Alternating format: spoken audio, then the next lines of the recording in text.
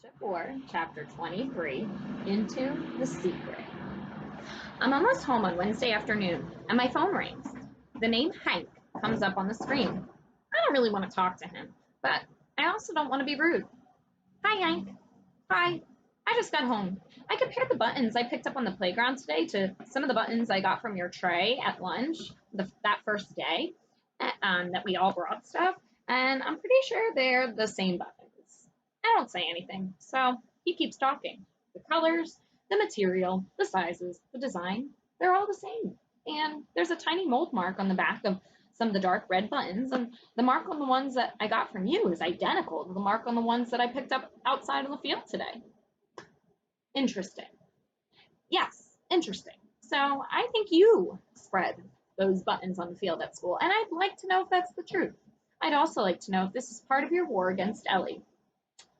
Um, I'd rather not say. Oh, okay, fine. Have a nice day. Wait, don't hang up. I'm still here. You're right. I did put the buttons around the playground, but it's not part of my war with Ellie. It's an experiment to see if I could stop the fad. I want it to stop. And you think flooding the school with more buttons is supposed to make them disappear? Doesn't make sense. Well, Ben told me some stuff about supply and demand, and if the supply goes way up, then the demand is supposed to go way down. For example, if there were thousands of donuts everywhere, people would get sick of them and wouldn't want them as much. Yeah, I see how that might work with donuts, but what if this fad is more like a forest fire and you just added a lot more trees? Like I said, it's an experiment. Right, I get that, but how many buttons did you put out on that field? I almost say I'd rather not talk about it, but I don't. Can you come over here? To your house? Now? Yes, now. To my house. When the doorbell rings, Mom and I get there at the same time. Hi, Mrs. Hamlin. Hi, Grace. Hank's out of breath from his bike ride, but I'm glad it took him a while to get here. My clothes are all put away for the first time in weeks. Come on in, Hank. It's nice to see you. He nods at my mom. Thanks. Good to see you too. She's a little surprised. I didn't tell her he was coming. Hank came over to see my collection in my room, and if we want any snacks, we'll get them ourselves, okay? Sure, that's fine. I'll just be in my office. My room looks less messy now, but my closet is still a wreck, so I moved the 3 boxes of buttons out there and stacked them in front of my tall bookcase. Hank stands still, just inside my door, and slowly looks around. It's been a long time since I've had a new friend in my room, but no one else really paid much attention to my stuff. Hank looks like he's scanning every single object, sort of the way my new phone takes a panoramic photo. He points at my dresser. I'd recognize those anywhere. He walks over and picks up the blue glass jar full of small gray buttons. I've got at least this many at my house. The exact same buttons. Yeah, I dumped a lot of them on the playground. So you got them from the mill, right? In Massachusetts? Good guess. More like a deduction. You showed some buttons along with some other stuff you got from the mill, so I figured you must have gotten more than you brought to school. And from the start, you've always had plenty. Plus, you never seem worried about giving away buttons. He nods at the stack in the front of the bookcase. Are there more in those boxes? Yes, more buttons. So, how many buttons did you dump at school? 4 boxes. Wow. And you still got 3 huge boxes left? Actually, you should look under my bed. No. Really? Really. Hank drops to the floor, lifts the dust ruffle, and then lets out a long, low whistle. Whoa! Is it okay if I pull some of these out and see what you got here? I sit back in my big encyclopedia armchair as Hank opens box after box, and now I know how my mom and dad feel when they watch me opening presents. On his 4th box, Hank finds some fancy buttons. Look at these. I can't believe it. Yeah, I love those, and I've got 2 other boxes just like that. No way. Some of those are worth a fortune. These bright red and yellow bake lights, one of these would sell for $10, and you've got a dozen. and they're still on the original store display card. 5 or 6 boxes later, Ben shows up in my doorway. Hank, long time no see. So, did Grace make you take the oath of silence about not telling anyone she's a crackpot button hoarder?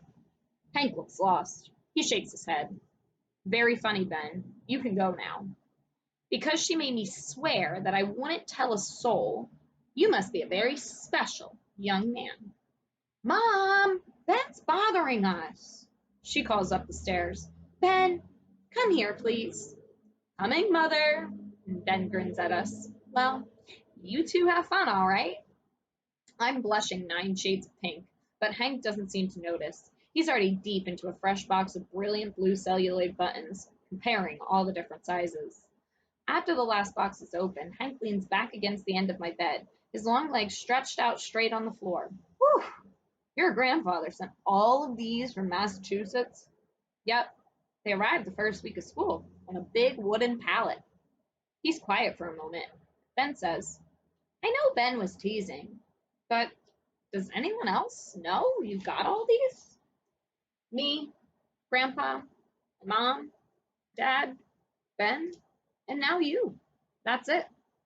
Well, you're not a crackpot. If Ben had any idea how much money these were worth, he wouldn't be making fun of you. Yeah, but until you told me, I didn't know that they were worth anything. I just wanted them, just to have. So I might be a little goofy after all. But the buttons fit right in with all your other stuff. I mean, everything you have. It's all really interesting. He gets to his feet. I should put all these boxes away now. I told my mom I'd be home by 4. That's all right. I'll shove them under the bed later. And while everything's out, go ahead and take whatever you want for your collection. Oh, I couldn't do that. But thanks for the offer. I'm serious. Take some. There's a plastic bag right there on my dresser. Here goes the dress. He goes to the dresser and provides the bag. And then he stops and picks up something else. That's the pinwheel button. What happened? I shrugged. It broke. He's got the 3 pieces up close, studying them. That didn't just break. I can see marks on it, like it got jammed into a crack and then bent sideways, or maybe hit with something. This is a tough material, so it took a lot of force to snap the pieces like this. He looks at me, questions in his eyes. I don't want to explain, but I don't want to lie to him at all. So I take a deep breath and tell him everything. Me getting the button back to Brooke, her trading it for a new bracelet, and then me getting the button from Ellie again, broken, and then me getting the new bracelet from Brooke for revenge. And there on the dresser, that folded paper, that's the little handmade envelope Ellie used to return it. He picks it up, reads the note, puts it back. And now you and Ellie are at war. Yeah. And you're also sick of buttons. Yes. This explains a lot. Thanks for telling me. Except I don't want to be at war with Ellie. He smiles at me.